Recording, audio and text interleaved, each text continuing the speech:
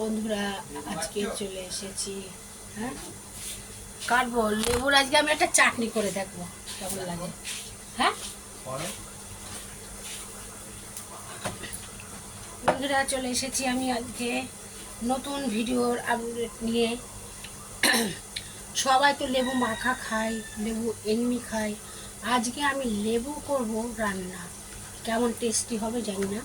আজকে একটা ছোট দেখে রান্না করে দেখি, যদি ভালো লাগে খেতে তাহলে পরবর্তীকালে আমি আবার লেবু রেসিপি আসবো। তো দেখো আমাদের গাছের লেবু, আমি অনেক লেবু পেরেছিলাম। তো পেরে পেরে আমি সবাইকে দিয়েছি, কারণ পাড়া প্রতিবেশীতে থাকতে হয়। বাড়ি ছিলাম না, বাপের বাড়িতে গেছিলাম, এসে দেখি সব লেবু নিয়ে সব পেরে পেরে খেয়ে নিয়েছে। তো আমি এই কটা লেবু পেরে রেখেছি। এরকম ভিডিও দিলি আমি এটা, তাই আজকে দেখবো চচ্চড়ি করে লেবু কেমন টেস্টি হয়। এই স্নান কর। তো আমার রান্না হচ্ছে চচ্চড়ি। কি চচ্চড়ি হচ্ছে বলো তো, বলো কি চচ্চড়ি করছি।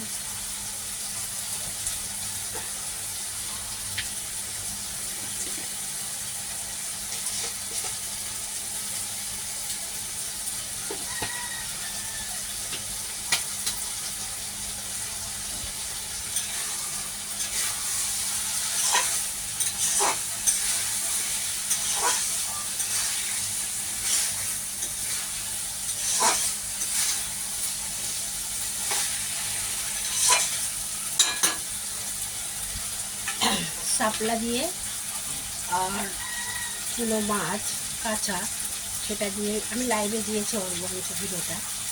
লাইভ করছিলাম বলে আমি এখন এই ভিডিওটা করতে পারলাম না। আমি চচ্চড়ি রান্না করেছি, কেমন হয়েছে জানি না, খেতে হয়তো টেস্টি হবে। বেশি কিছু রান্না করিনি, আজকে ভাতের সিদ্ধ করেছি। আর আমাদের অত তেল মশলা খাওয়া বাবি বলে আমি বলেছি মাছটা দিতে হবে না, যা মাছ পাওয়া গেছে মাছই হবে। তো দেখো বন্ধুরা, আমি রান্না করেছি, আমার রান্না হয়ে গেছে প্রায়।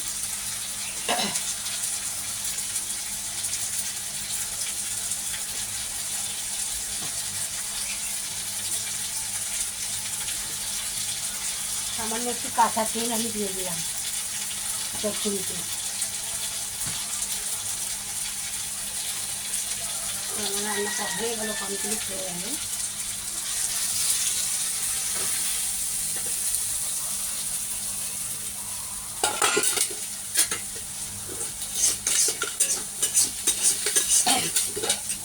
মনি চান কর।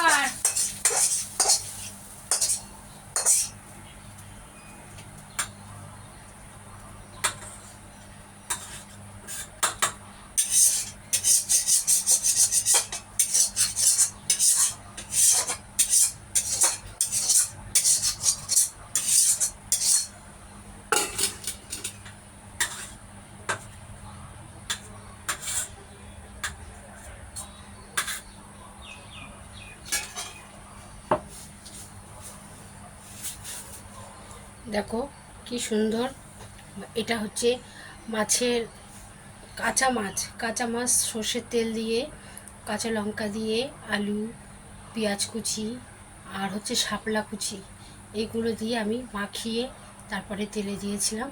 তা সেই ভিডিওটা তোমরা নিশ্চয়ই লাইভে যাবে, লাইভে দেখতে পাবে। আমি এইভাবে করেছি। নামানোর সময় একটু কাঁচা তেল আমি দিয়ে দিয়েছি, কাঁচা তেল দিয়ে। বেশ এটা গরম ভাতে খেলে খুবই টেস্টিকর লাগবে। তোমরা রান্না করে দেখবে, খেতে ভালো লাগবে।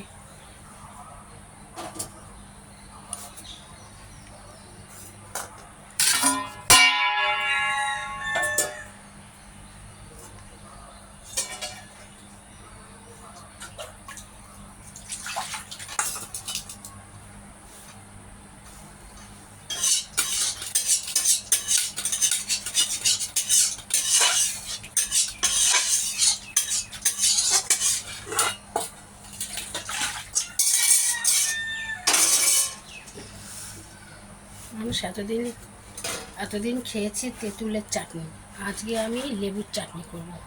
কেমন টেস্টি হবে জানি না, আশা করি ভালোই হবে খেতে। তো আমি রান্না করে দেখি কেমন টেস্টি হয়।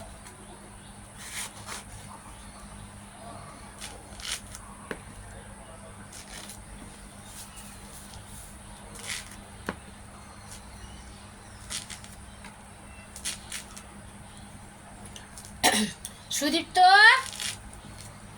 সুদীপ্ত, শোন শোন, খাবো না মানে? চান কর আর শুনে যা, ছবি তুলে দিয়ে যা।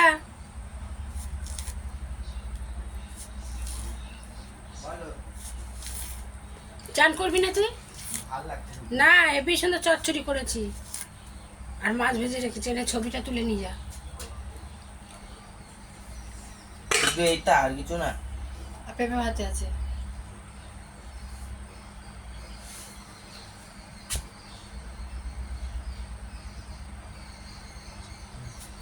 বুঝছে?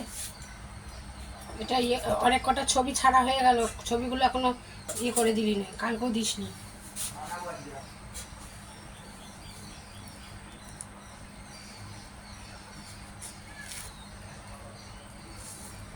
লেবুগুলো এত পেকে গেছে, পাকার জ্বালায় টস টস করছে।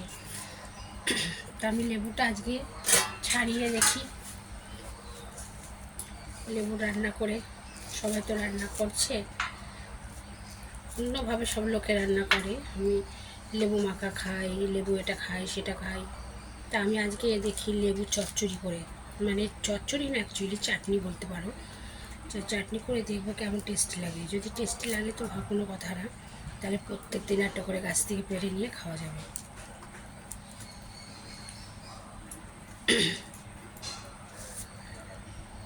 পাড়া প্রতিবেশীতে পেরেছিলাম, অনেক কটাই লেবু পেরেছিলাম। পাড়া প্রতিবেশীকে না দিলে হয় না। আমি লেবু দিয়েছি বলে আমাকে আবার একজন দিদি আছে পাশের বাড়ি, লেবু দিয়েছি বলে আমাকে পেঁপেটা দিয়েছে, এত বড় পেঁপে। বুঝেছ? না দিলে কি কেউ কিছু পায়? দিতে হয় কিছু, না দিলে কেউ কখনো এমনি কোনো জিনিস দেয় না। পাড়াতে থেকে গ্রামে বাস করে হিংসাহিংসি করে লাভ আছে? মানুষ কখন কে মরে যাচ্ছে ঠিক নেই।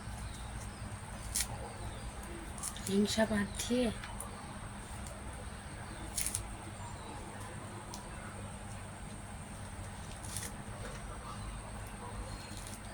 আমি আজকে দেখতে চাই নতুন রেসিপি করে, দেখি কেমন টেস্টি হয়। যদি টেস্টি হয় তো খুবই ভালো কথা। সরষের তেলে দেবো, কাঁচা লঙ্কা দেবো, আশা করি ভালোই লাগবে। সব জিনিস যখন খাওয়া যায় তাহলে এটা কেন খাওয়া যাবে না। আমি এর আগে গরম চার চাটনি করেছিলাম, গরম চার চাটনিটা খুব টেস্টি লেগেছিল।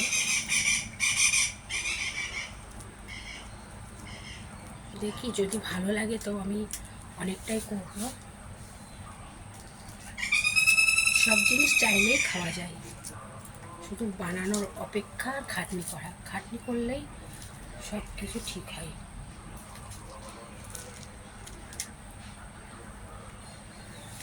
আশা করি ভালোই লাগবে।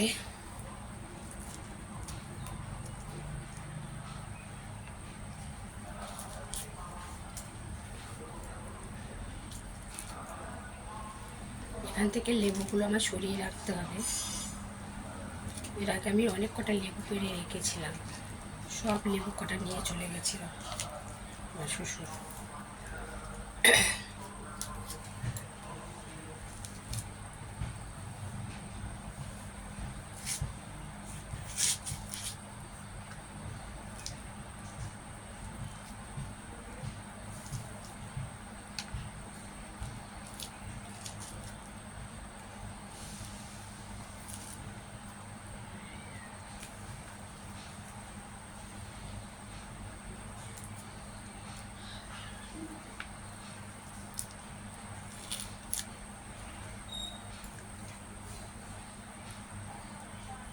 এখনকার ছেলে পেলে বড় হচ্ছে মানেই মা বাবা সবসময় দেখে রাখতে হবে।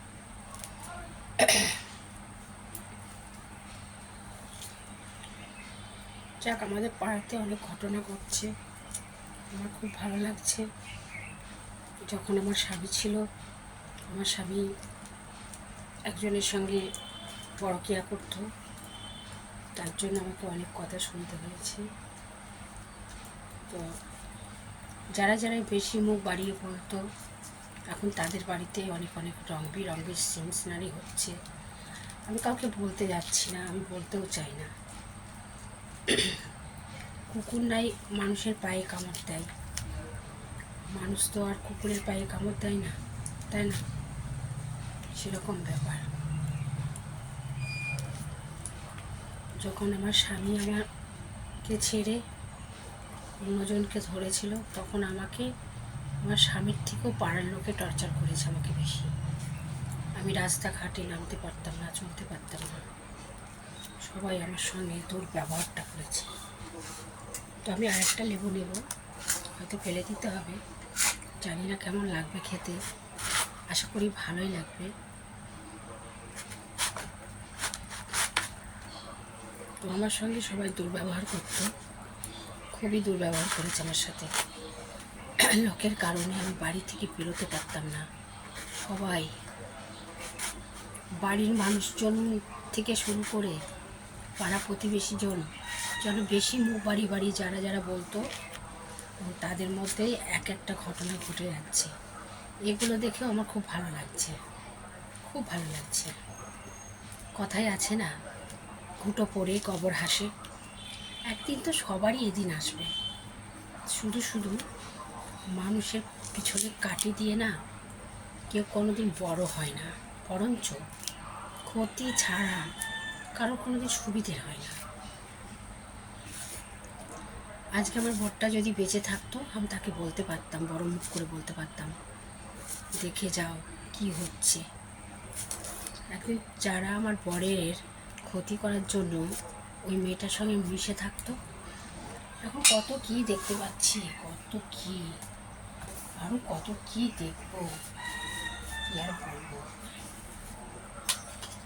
অনেক কিছু দেখতে পাচ্ছি, তারা যে কি বলছে আর না বলছে দেখছি। এইগুলো করতে নেই, করতে হয় না। শরীরটা ভাঙে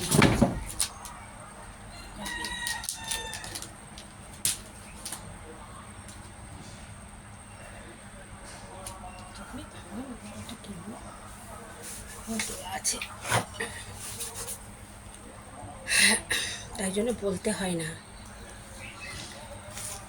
কথাই আছে, প্রিয় মানুষ যদি হারিয়ে যায় না, সেই যারই হোক, তোমার হোক আমার হোক, একটা প্রিয় মানুষ হারিয়ে যাচ্ছে, ঠিক আছে? প্রিয় মানুষ হারিয়ে গেলে কতটা কষ্ট হয় সেই বোঝে, যার যায় সেই বোঝে, সেই বুঝতে পারে। আমাকে দেখলে অনেকে গান গাইতো, চাঁদ কেন আসে না আমার ঘরে, আরও কত রকমের গান গাইতো। আমি এদের জন্য আমি বেরোতে পারতাম না, রাত 24 ঘন্টা, মানে আমার থেকে ওরা খবর পেয়ে যেত। আর ওই মেয়েটার সঙ্গে কার না কার বান্ধবী ছিল, সবাই বান্ধবী, আর আমার জীবনটা পুরো নাজেহাল করে দিয়েছিল। পেয়ে গিয়েছিলাম কষ্টের মুখোমুখি হতে হতে আমি নিজেই একদিন স্তর মেরে গেছিলাম। প্রিয় মানুষটাকে যখন কেড়ে নেয় কেউ, এখন যেমন তোমরা কষ্ট পাচ্ছ, ওরকম কষ্ট আমিও পেয়েছি। সময় নেই, দিন নেই, খেতে পারতাম না, বুঝতে পারতাম না, আমার ঠিক এরকমটাই কষ্ট হতো। কিন্তু আমি কি মরে গেছি? মরে যাইনি, আমি যেমনটা ছিলাম ঠিক তেমনটাই আছি। তখন সবসময় দুঃখে থাকতাম, কষ্টে থাকতাম, এখন একটু বেটার থাকি। কারণ স্বামী আমাকে যতই কষ্ট দিক, কষ্টটা আমি গায়ে মাখি না। তখনও গায়ে মাখিনি, এখনও মাখি না। ভাগ্যের পরিহাস, ভাগ্যের উপর ফেলে দিয়েছি। যারা আমাকে কাঁদিয়েছে তাদের কান্না আমি এখন দেখতে পাই, আমার খুব ভালো লাগে। যারা একদিন আমার কান্না দেখে হেসেছিল, যারা আমাকে দেখলেই হিট মারত, যারা আমাকে দেখে টিটকারি দিত, এখন তাদের দুঃখ দেখে আমার কষ্ট হয়।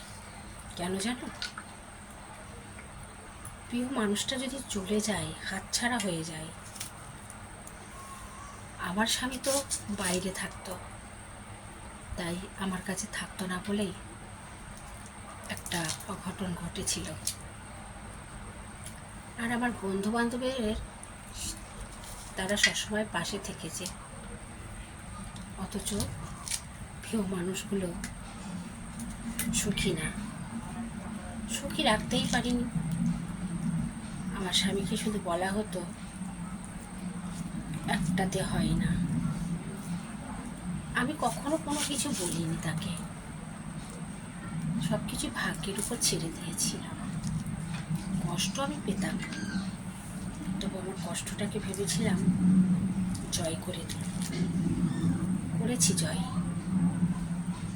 কিন্তু তাকে ফিরে পাইনি। কিছু মানুষের জন্য আমি ফিরে পাইনি, তারা সবসময় আমাদের সংসারে এসে নাক গলাতো। আজকে কেমন লাগে বলো তো? নিজেরটা দিয়ে দেখতে পাচ্ছ তো? প্রিয় মানুষ হাতছাড়া হয়ে গেলে, চলে গেলে কেমন কষ্ট হয়।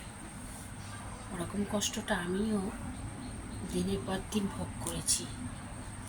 যে কষ্টগুলো আমি দিনের পর দিন, রাতের পর রাত কষ্ট সহ্য করে গেছি, ওরকম কষ্ট আমারও হতো।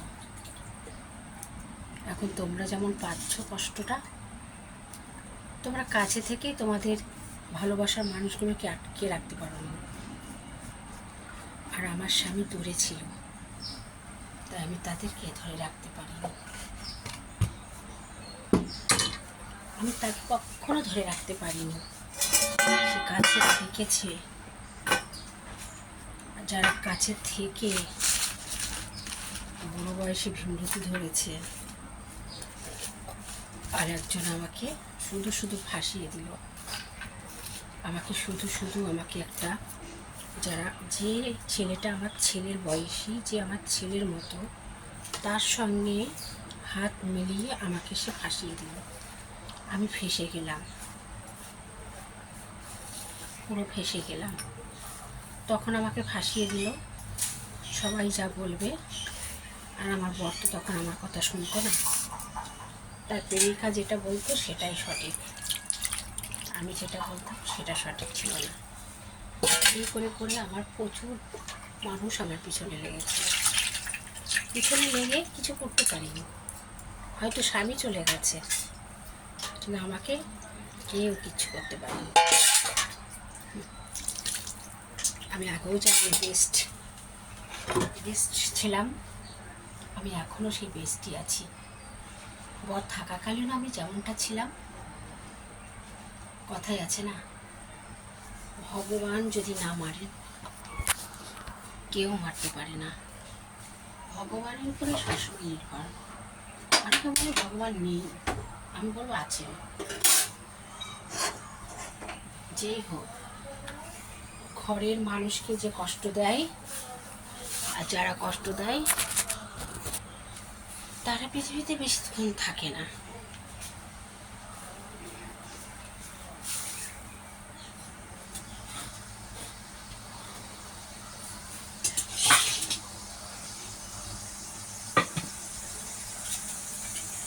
তবে দিনের পর দিন কষ্ট পেয়েছি।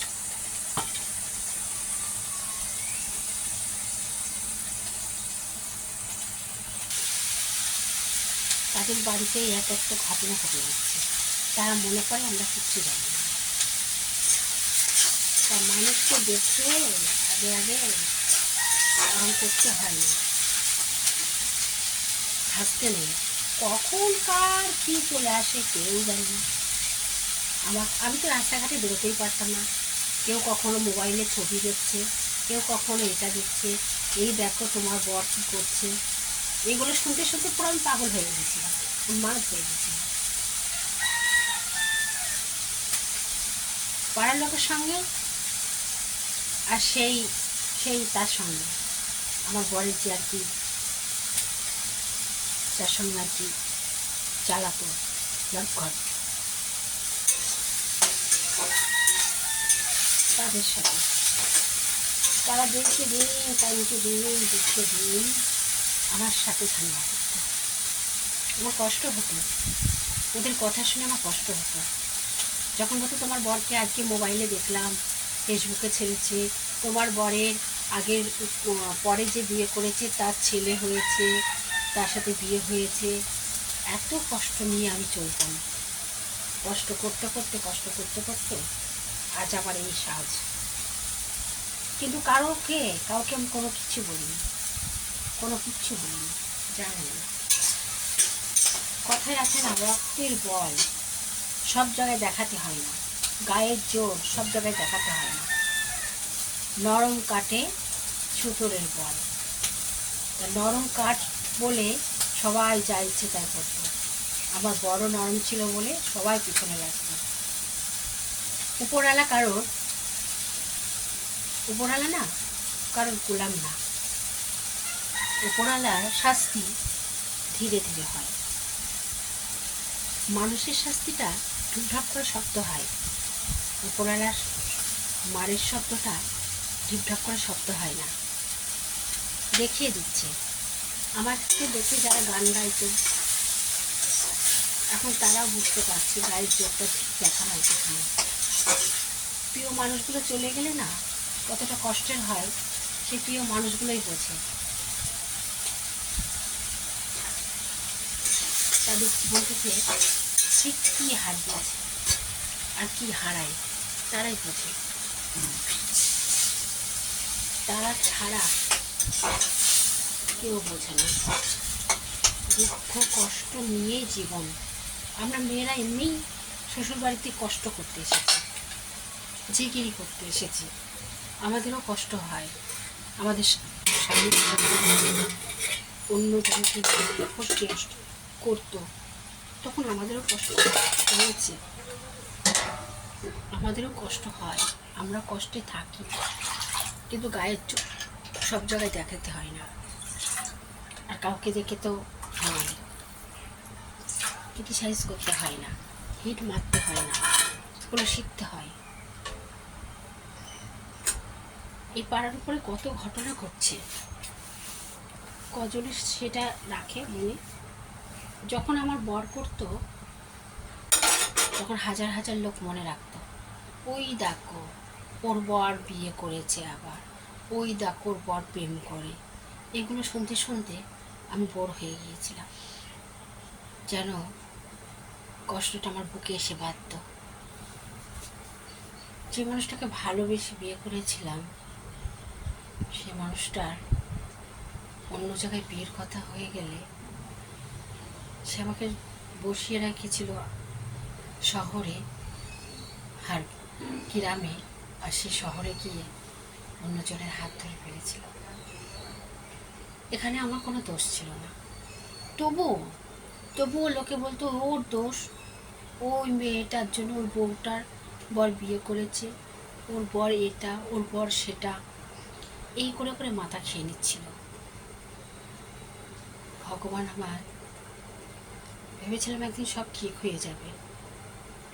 এইগুলো পাড়ার লোকদের জন্য আমি ঠিক করতে পারিনি। ওই যারা যারা আবার সর্বনাশ করেছিল তাদেরই এখন আবার সর্বনাশ হচ্ছে।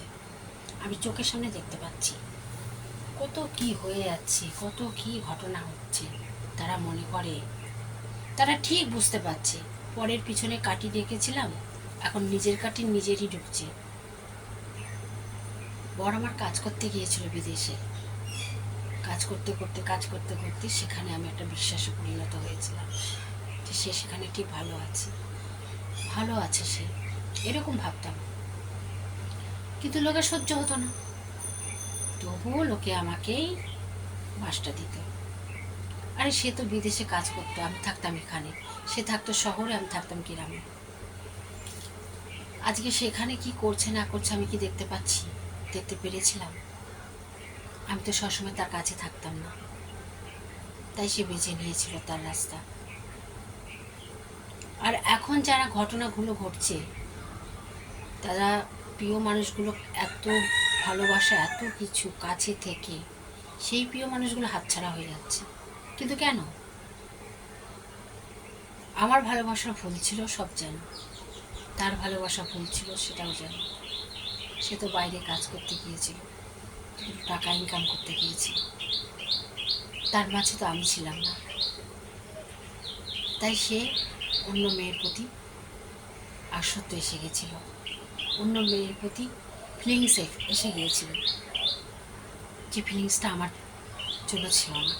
সেটা কি আমার দোষ? আমাকে তো সবাই বলো আমার নাকি দোষ। আমি ছোট ছোট ড্রেস পরে ভিডিও করতাম বলে সেই জন্য। কেন করেছিলাম বলো তো? সেটা কি কেউ জানো? সেটা কিন্তু কেউ জানো না। কিন্তু আমি যে খারাপ ভিডিও করেছি সেই জন্য। আমার তো বর ছিল না কাছে, আমি করেছিলাম। কিন্তু তোমাদের বরেরা কাছে থাকতেও তোমরা কেন খারাপ খারাপ ভিডিও করলে? তোমাদের কি বিমূঢ়তিতে ধরেছিল? বরেরা কাছে থাকতেও তোমরা কেন এরকম করলে?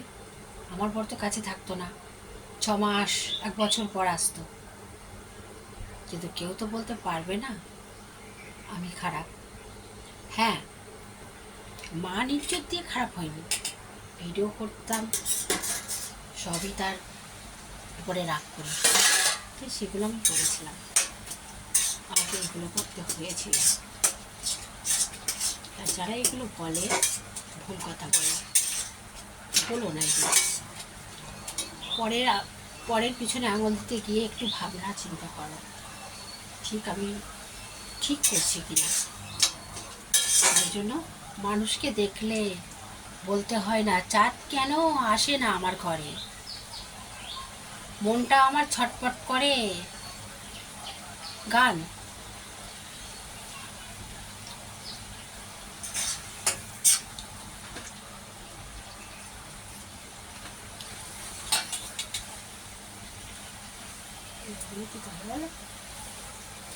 রান্না করলাম হয়ে গেল।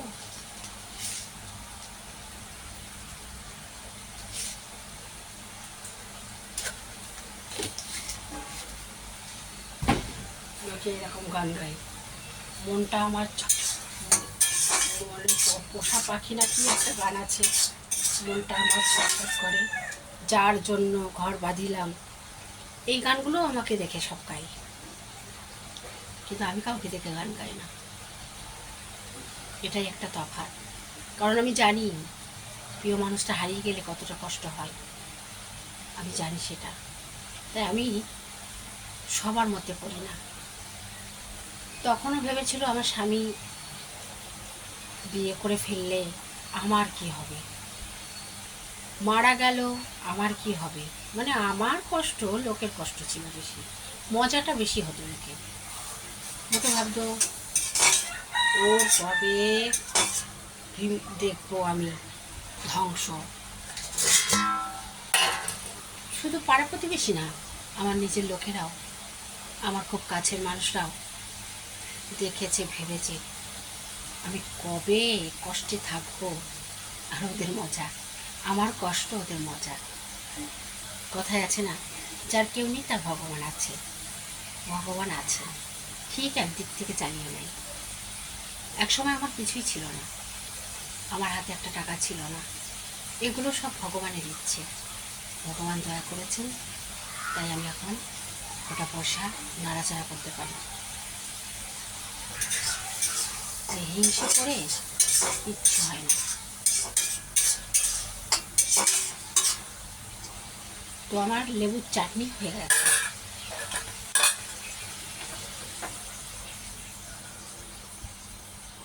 দেখো বন্ধুরা, আমি লেবুর চাটনি রান্না করে নিয়েছি। এই দেখো লেবুর চাটনি। তো লেবুর চাটনিটা তো রান্না করে মনে হয় তিতো তিতো লাগবে খেতে।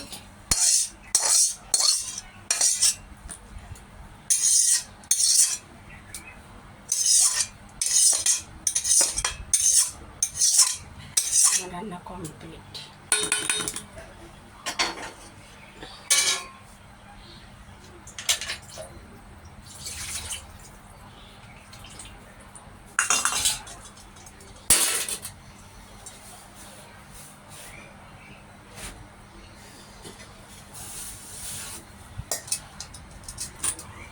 এই দেখো বন্ধুরা, লেবুর চাটনি আমার রান্না হয়ে গেছে। লেবুর চাটনিটি কেমন হয়েছে? আশা করি ভালোই হয়েছে খেতে। তো আমি লেবুর চাটনি বানিয়ে ফেলেছি। তো সবাই ভালো থেকো। ভিডিওটি ভালো লাগলে একটু শেয়ার, একটু সাবস্ক্রাইব করে দিও প্লিজ। ধন্যবাদ, ভালো থেকো সবাই।